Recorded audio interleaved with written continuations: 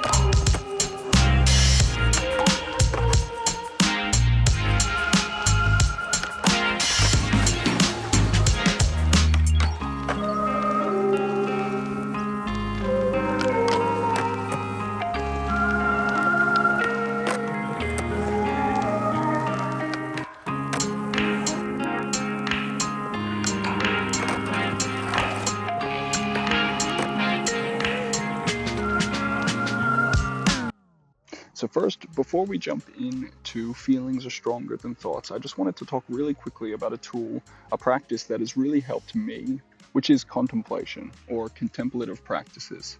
Essentially, contemplation means to look at something or think about something for a very long time. I think that's the dictionary definition, but feel free to correct me on that. But what I found in my experience is that my mind was made up about most things in my life. Things were either 100% right or 100% wrong, and there was no gray area unless it fit into my box and my way of thinking. And the challenge with that is that we only know what we know. And this way of thinking really prevents growth. It prevents us from reading things with a removed lens and taking it in and having it understood for what it is rather than what you think it should be. So a great practice that I've been doing is to try to remove this lens and to see things for what they are, not 100% right, not 100% wrong, not good, not bad, but rather it is what it is, and to understand it for what it is in that present moment.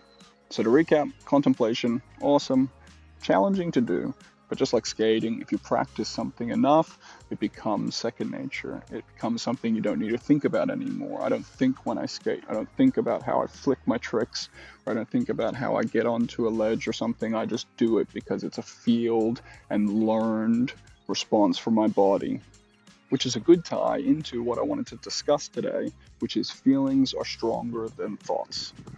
So today I want to read from a book called The Anxiety Prescription. It's from Dr. Russell Kennedy, and I really have been enjoying this book. So let's have a quick read from chapter 23. The feeling thought cycle states that how you feel dictates how you think. It is also true that how you think is how you are going to feel. But an integral part of my healing was realizing that feeling influences thinking much more than thinking influences feeling. When we are in a state of alarm, negative thoughts and worries that are consistent with the negative feeling of alarm are accentuated, encouraged, and magnified, while positive thoughts that are inconsistent with our feeling state of alarm are discounted, discouraged, and diminished. This selection bias for the negative is how a state of alarm in the body can overwhelm us by only paying attention to negative thoughts, and why it is so hard to think positively in our minds when our bodies are steeped in a state of background alarm. So I just had 3 notes on this little paragraph. The first one was just validation that there's a reason for my negative thoughts and worries.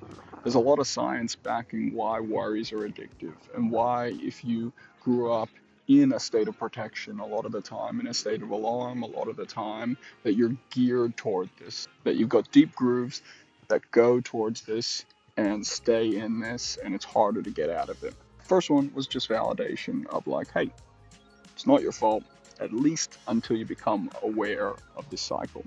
Next, one of the biggest things that was brought to attention was just how differently I thought about this when I started my anxiety recovery. It was all about if I could change the thoughts of my mind, if I could change the worries that I had, and think positively all the time, that my feelings would be great, I'd go about living life and all my problems would be fine. But something that Dr. Russell Kennedy shared is that you can't think your way out of a feeling problem. And to me, this is something that I kind of had to journey through and to see for myself after a long time of worrying. If my alarm inside, if my body felt more safe, then thoughts didn't bother me as much. But if I was triggered or in an anxious state, every thought and every worry bothered me deeply and had meaning, and I gave it a lot of belief and let it control a lot of my life. And this brings me to my third point, which is thoughts or worries distract us from the alarm inside. And the unfortunate thing is that alarm is the thing that needs to be soothed to put you back into a regulated state so that your thoughts and your worries don't bother you so much, so you don't give it so much belief. Because just because you're in that alarm state is why these thoughts have so much power, is why your mind is geared towards the negative and the worries and trying to make sense of the alarm in your body. So this was huge to understand this and to give some practical advice of how you work through this in the moment is, I like to say, see, stay, and soothe.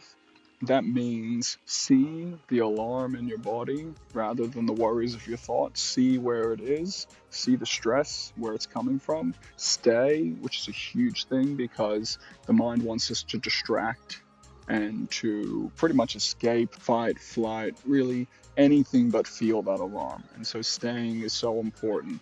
And then soothing is something that, again, I had to learn because I wasn't very good at self-soothing or taking care of myself in general. And so learning to stay and soothe myself is still an ongoing journey for me, but one that is proving to be the most impactful. And lastly, it's not about a quick fix. It's not about doing it right. It's more about showing up for yourself day in, day out. It took consistency to get you in this alarm state, to get you worried, some of us most of our lives. And so it's going to take consistency to get you out. But the good news is that we can. And something that someone said, I can't remember who it was, but healing happens in community. And I think that is so true. Healing happens in relationships because usually the hurt comes from relationships, whether it's abandonment, rejection, violation. Healing then happens in safe relationships, having connection, having respect, being loved and being seen for who you are and accepted. So I hope this video was helpful. I hope you enjoyed the skating and I hope you enjoyed the insights. If you enjoy this channel, then please do subscribe and please comment below. Encourage one another, love one another. We only have the moment that we're in, so make the most of it.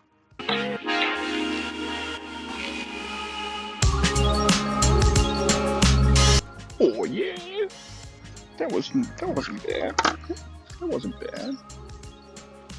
Oh, my back.